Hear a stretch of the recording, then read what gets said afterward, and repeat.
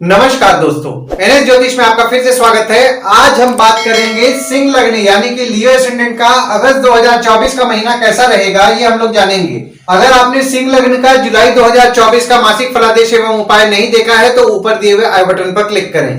देखिए, ये वाला जो भाव होता है, इस भाव को लग्न भाव कहते हैं। इस भाव पे अगर 5 नंबर लिखा हुआ है तो ये सिंह लग्न वाले जातकों की पत्रिका है। आइए देखते हैं शुरुआती तौर पे कौन कौन से ग्रह आपके किस किस भाव में बैठे हुए हैं। तो शुक्र और बुध आपके लग्न पे बैठे हुए हैं, केतु आपके दूसरे भाव में बैठे हुए हैं, शनिदेव आपके 7वें भाव में बैठे हुए हैं, राहु 8वें भाव में बैठे हुए हैं, गुरु मंगल आपके 10वें भाव में बैठे हुए हैं, चंद्रमा 11वें भाव में बैठे हुए हैं और सूर्य 12वें भाव में बैठे हुए हैं। देखिए, लग्न पे आपके शुक्र विराजमान है और बुध विराजमान है और सूर्य 16 अगस्त को आपके लग्न पे विराजमान होंगे और शनि की दृष्टि पड़ रही है और मंगल की दृष्टि पड़ रही है। हालांकि देखिए, शुरुआती तौर पे जो सूर्य है आपके 12वें भाव में विराजमान रहेंगे 16 जुलाई से लेकर के 15 अगस्त तक। तो 16 जुलाई से 15 अगस्त तक आपके खुद पे खर्च बढ़ेगा, दवाई बीमारी संबंधित आपका खर्च बढ़ सकता है। और अगर आप विदेश संबंधित काम कर रहे हैं, जैसे कि फॉरेन से प्रोजेक्ट्स उठा रहे हैं या फिर आपके सॉफ्टवेयर कंपनी है या फिर आप इंपोर्ट एक्सपोर्ट का बिजनेस कर रहे हैं, फॉरेन ट्रेड का बिजनेस कर रहे हैं या कोई भी विदेश संबंधित अगर आप काम कर रहे हैं तो आपके काम पे खर्च बढ़ेगा। और जो शुक्र विराजमान हो रहे हैं वे आपके तीसरे भाव के स्वामी हैं और 10वें भाव के स्वामी हैं, जो कि आपके लग्न पे विराजमान हो रहे हैं। तो 31 जुलाई से लेकर के 24 अगस्त तक आप सेल्फ कॉन्फिडेंट रहेंगे और पराक्रमी भी रहेंगे और आप आपके काम को लेके वर्कोहॉलिक भी रहेंगे, अपने काम पे मेहनत करेंगे और अपने काम को इंपॉर्टेंस भी देंगे। और जो बुध विराजमान है आपके दूसरे भाव के स्वामी हैं और आपकी 11वें भाव के स्वामी हैं, जो कि आपके लग्न पे विराजमान हो रहे हैं 19 जुलाई से लेकर के 21 अगस्त तक। तो 19 जुलाई से 21 अगस्त तक आप आपके काम को लेकर के मेहनत करेंगे और जो मेहनत करेंगे उससे आपके धन की वृद्धि भी होगी। हालांकि देखिए, यहाँ पे आप पैसे को लेकर के थोड़े बहुत कंजूस हो सकते हैं, पर यहाँ पे आप दूसरों की मदद भी करेंगे और आप बुद्धिमानी और सोच समझ करके अपने निर्णय को भी लेंगे। हालांकि बुध देखिए यहाँ पे आपके 11वें भाव के भी स्वामी है, तो आपको मान सम्मान की प्राप्ति कराएंगे, आपके पराक्रम को बढ़ाएंगे और आपको पैसे से भी संपूर्ण करेंगे। हालांकि देखिए, यहाँ पे शनि की दृष्टि आपके लग्न पे पड़ रही है, तो आप में थोड़ा आलस्य रहेगा, नेगेटिव थॉट्स आपके बीच बीच में आ सकते हैं और आपको 12 जुलाई से लेकर के 25 अगस्त तक क्रोध भी ज्यादा आएगा, तो आपको आपके क्रोध पे नियंत्रण रखना है। दूसरे भाव में आपके केतु विराजमान है और शुक्र 25 अगस्त को विराजमान होंगे। मंगल की दृष्टि पड़ रही है 26 अगस्त से और गुरु की दृष्टि पड़ रही है 1 मई 2024 से और आपके दूसरे भाव के स्वामी आपके लग्न पे विराजमान है। देखिए, दूसरा भाव जो होता है ना, वो होता है आपके वाणी कुटुंब कोष का होता है। केतु दूसरे भाव में विराजमान है, तो यहाँ पे देखिए आपके अचानक धन लाभ के योग बना रहे हैं, पर आपके अचानक से धन हानि भी करा सकते हैं। शुक्र जो विराजमान हो रहे हैं वे आपके तीसरे भाव के स्वामी हैं और आपके 10वें भाव के स्वामी हैं, जो कि आपके दूसरे भाव में 25 अगस्त से विराजमान हो रहे हैं। देखिए, छोटे भाई बहन द्वारा आपको प्रॉस्पेरिटी मिलेगी 25 अगस्त से और भागदौड़ जो आप धन के लिए करेंगे उससे भी आपके लाभ होंगे। पिता से संपत्ति मिलने के आपके योग बन रहे हैं 25 अगस्त से। परिवार वालों से आपको हिम्मत मिलेगी और जो आप काम में अपने मेहनत करेंगे उससे भी आपका सेविंग्स होगा। हालांकि देखिए, यहाँ पे गुरु की दृष्टि भी आपके दूसरे भाव में पड़ रही है, तो आपका सेविंग्स तो निश्चित तौर पर होगा। और मंगल की दृष्टि पड़ रही है 26 अगस्त से, तो 26 अगस्त से किसी भी पारिवारिक विवाद से बचें। देखिए, यहाँ पे थोड़े परिवार वाले आपके स्वभाव में एग्रेसिव हो सकते हैं, तो विवाद से आपको बचना है। तीसरे भाव में आपके कोई ग्रह नहीं है, ना ही किसी ग्रह की दृष्टि पड़ रही है और आपके तीसरे भाव के स्वामी आपके लग्न पे विराजमान है। देखिए, तीसरा भाव जो होता है ना, वो होता है आपके स्वयं के पराक्रम, धैर्य, छोटे भाई बहन, पड़ोसी, डेली के प्रवास का होता है। तो 31 जुलाई से लेकर के 24 अगस्त तक आप अपने आप में पराक्रमी रहेंगे, सेल्फ कॉन्फिडेंट रहेंगे और जब आपके तीसरे भाव के स्वामी आपके दूसरे भाव में 25 अगस्त से विराजमान होंगे, तो जैसा कि मैंने आपको बताया, धन के लिए आपको भागदौड़ बढ़ेगा और जो भागदौड़ आप करेंगे उससे आपका सेविंग्स भी निश्चित तौर पर होगा। चौथे भाव में आपके कोई ग्रह नहीं है, पर यहाँ पे देखिए मंगल की दृष्टि पड़ रही है, गुरु की दृष्टि पड़ रही है और शनि की दृष्टि भी आपके चौथे भाव में पड़ रही है और आपके चौथे भाव के स्वामी आपके 10वें भाव में विराजमान है। देखिए, चौथा भाव जो होता है ना, वो होता है आपके सुख, माता, घर, वाहन का होता है। आइए हम लोग थोड़ा पीछे चलते हैं। तो देखिए, यहाँ पे 17 जनवरी 2023 से जो भी लोग घर वाहन से संबंधित काम कर रहे हैं, ट्रांसपोर्ट रियल एस्टेट से संबंधित काम कर रहे हैं, जैसे कि नई पुरानी गाड़ी खरीदना बेचना, car detailing, car accessories, property खरीदवाना बेचवाना, या प्रॉपर्टी किराए पे लगवाना, या प्रॉपर्टी आपके खुद के भी आप किराए पे लगवाते हैं, तो आपके काम में आपको दिक्कतों का सामना करना पड़ रहा था। और यहाँ पे देखिए गुरु की दृष्टि 1 मई 2024 से पड़ने लगी, तो यहाँ पे 1 मई 2024 से आपके काम में आपको कुछ सुधार देखने मिला होगा, और 4 जून से आपके काम में और भी ज्यादा आपको सुधार देखने के लिए मिलेगा। पर यहाँ पे देखिए शनिदेव वक्री हो रहे हैं 29 जून से लेकर के 15 नवंबर तक, तो थोड़ी बहुत काम में उतार चढ़ाव आपको देखने मिल सकता है। आपके सुख में जो आप कमी महसूस कर रहे थे उसमें भी आपको सुधार देखने के लिए मिल रहा होगा, और आपकी माता के साथ भी जो आपके मन मुटाव हो रहे थे उसमें भी आपको सुधार देखने के लिए मिलेगा। हालांकि देखिए यहाँ पे मंगल की दृष्टि भी पड़ रही है 12 जुलाई से लेकर के 25 अगस्त तक, तो 12 जुलाई से 25 अगस्त तक आपकी माता को क्रोध ज्यादा आएगा, तो विवाद से बचिए। देखिए यहाँ पे विवाद और मनमुटाव दोनों होने की संभावनाएं बन रही हैं, तो इस चीज का आप ध्यान दें, किसी भी विवाद से बचे, मनमुटाव होने से बचें। और आपके चौथे भाव के स्वामी आपके 10वें भाव में विराजमान हो रहे हैं 12 जुलाई से लेकर के 25 अगस्त तक।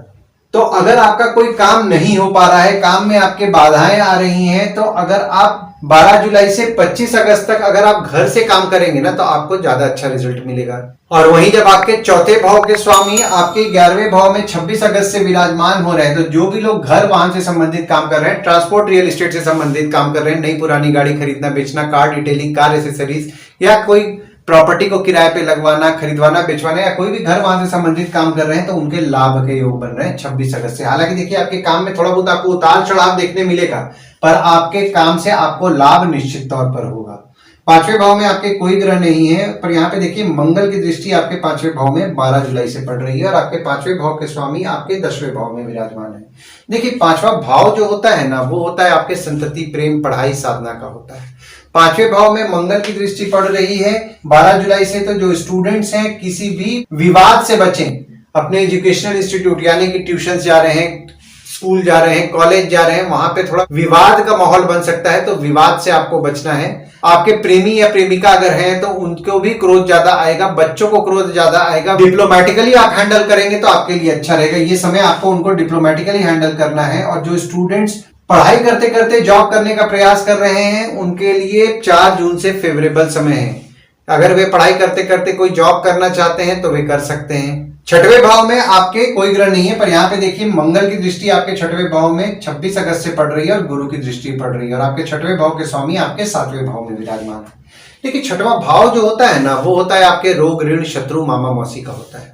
तो 6वें भाव में आपके मंगल की दृष्टि पड़ने लगी 12 जुलाई से, तो 12 जुलाई से मंगल की दृष्टि पड़ रही है, तो आपके शत्रु या कॉम्पिटिटर जो होते हैं वे थोड़ा स्वभाव में एग्रेसिव रहेंगे, और आपको आपके काम में टफ कंपटीशन का भी सामना करना पड़ रहा होगा 4 जून से। ठीक है, टफ कंपटीशन का आपको सामना करना पड़ेगा, पर यहाँ पे टफ कंपटीशन करने के बाद भी आपके काम में आपको रिजल्ट मिलेगा। बस आपके शत्रु या कॉम्पिटिटर जो हो गए उनके साथ विवाद से बचें, और डेली बेसिस पे अगर आप वॉकिंग कर रहे हैं, एक्सरसाइज कर रहे हैं, तो भी आपके लिए अच्छा है। अगर नहीं कर रहे हैं तो रेगुलर बेसिस पे कीजिए, क्योंकि गुरु की दृष्टि आपके 6वें भाव में पड़ रही है, तो आपके रोग को बढ़ाएंगे, यानी कि शुगर हो गया, डायबिटीज हो गया, थायराइड हो गया, मोटापा आपके बढ़ा सकते हैं। तो यहाँ पे आपको इस चीज का ध्यान देना है, और अपने हेल्थ पे आपको फोकस रखना है। और 7वें भाव में आपके शनिदेव विराजमान है, और शनि यहाँ अपने राशि में ही बैठ के शश नामक पंच महापुरुष योग का निर्माण कर रहे हैं। देखिए 7वां भाव जो होता है ना, वो होता है आपके स्पाउस, भागीदार का होता है। तो 7वें भाव में आपके शनिदेव विराजमान हुए 17 जनवरी 2023 से, और 29 मार्च 2025 तक शनिदेव आपके 7वें भाव में ही विराजमान रहेंगे, और 29 जून से लेकर के 15 नवंबर तक शनिदेव वक्री भी हो रहे हैं आपके 7वें भाव में। 7वें भाव में आपके शनिदेव विराजमान है, और 7वां भाव होता है आपके स्पाउस या भागीदार का, तो आपके स्पाउस या भागीदार का सुख तो आपको निश्चित तौर पर अच्छा दिलाएंगे। अगर आप आपके मामा मौसी के साथ भी पार्टनरशिप करना चाह रहे हैं तो भी ये पीरियड आपके लिए फेवरेबल रहेगा। आपके भागीदार हो गए, आपके स्पाउस हो गए, उनके साथ आपका ट्यूनिंग अच्छा रहेगा, और आप आपके स्पाउस को इंडिपेंडेंस भी देंगे।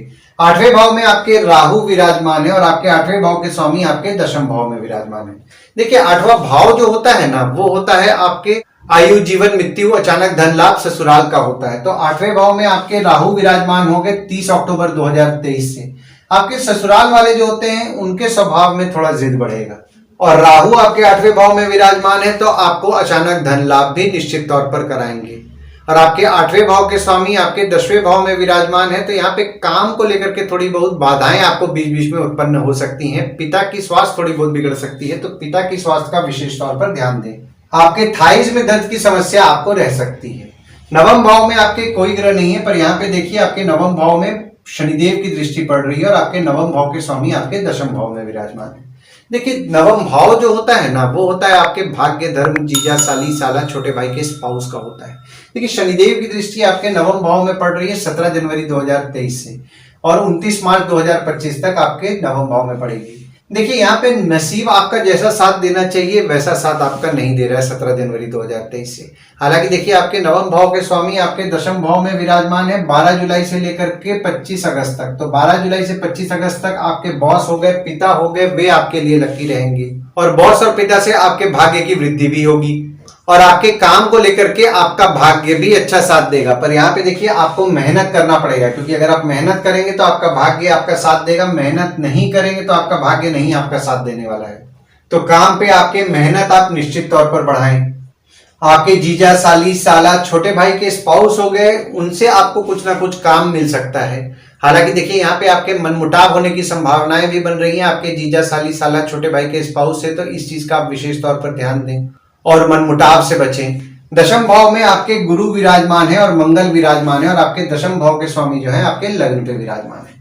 देखिए 10वें भाव जो होता है ना, वो होता है आपके बॉस, पिता, काम, ऑफिस का होता है। तो देखिए यहाँ पे आपके 10वें भाव में गुरुदेव विराजमान है, तो बॉस हो गए, आपके पिता हो गए, उनसे आपके मतभेद होने की संभावनाएं बन रही हैं। हालांकि जैसा कि मैंने आपको बताया आपके बॉस और पिता आपके लिए लकी रहेंगे और आपको फेवर भी करेंगे, पर यहाँ पे उनके स्वभाव में थोड़ा एग्रेसिवनेस बढ़ेगा, तो विवाद से बचना है, आपको विवाद में नहीं पड़ना है।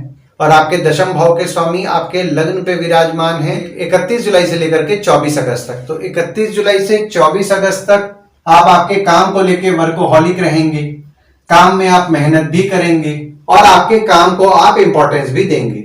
और वही जब आपके 10वें भाव के स्वामी आपके दूसरे भाव में 25 अगस्त से विराजमान होंगे, तो यहाँ पे 31 जुलाई से 24 अगस्त तक जो आप मेहनत करेंगे ना, तो 25 अगस्त से उसका आपको लाभ मिलेगा और आप सेविंग्स भी कर पाएंगे।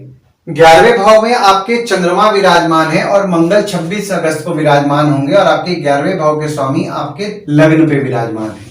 देखिए 11वां भाव जो होता है ना, वो होता है आपके आय यानी कि इनकम, दोस्त, पहचान के लोग, कम्युनिकेशन, बड़े भाई बहन का होता है। तो 11वें भाव में आपके मंगल विराजमान हो रहे हैं और 9वें भाव के स्वामी है मंगल, जो कि आपके 11वें भाव में विराजमान हो रहे हैं 26 अगस्त से।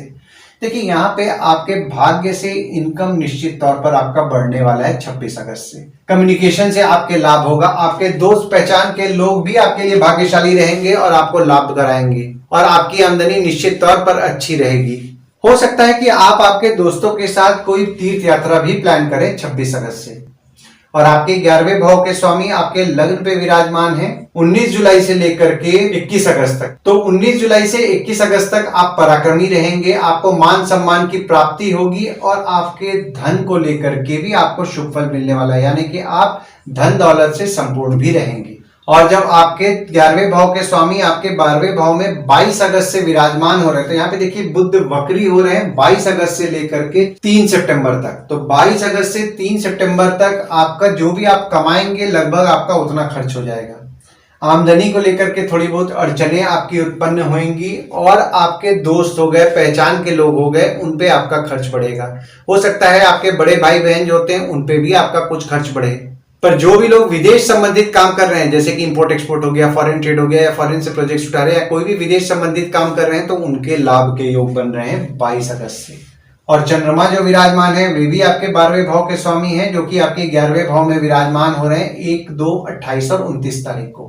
तो अगर आपका कोई काम अटका हुआ है जो पैसे के दम पे होना है ना, तो 1, 2, 28 और 29 तारीख को आप उस काम के लिए प्रयास करिए, आपके लिए फेवरेबल समय रहेगा। और आपके 12वें भाव में सूर्य विराजमान है और बुध 22 अगस्त को विराजमान हो रहे हैं और आपके 12वें भाव के स्वामी, जैसा कि मैंने आपको बताया, आपके 11वें भाव में विराजमान है। देखिए 12वां भाव जो होता है ना, वो होता है आपके खर्च, जेल, फॉरेन, हॉस्पिटल, मोक्ष का होता है। तो 12वें भाव में आपके सूर्य विराजमान हो रहे हैं 16 जुलाई से लेकर के 15 अगस्त तक। तो 16 जुलाई से 15 अगस्त तक, जैसा कि मैंने आपको बताया, आपके खुद के खर्चे बढ़ने वाले हैं, आप खुद पे खर्च करेंगे, आपके दवाई बीमारी संबंधित आपका कुछ खर्च बढ़ सकता है, अगर आप विदेश जाने का प्रयास कर रहे हैं तो विदेश जाने को लेकर के भी आपका खर्च बढ़ सकता है।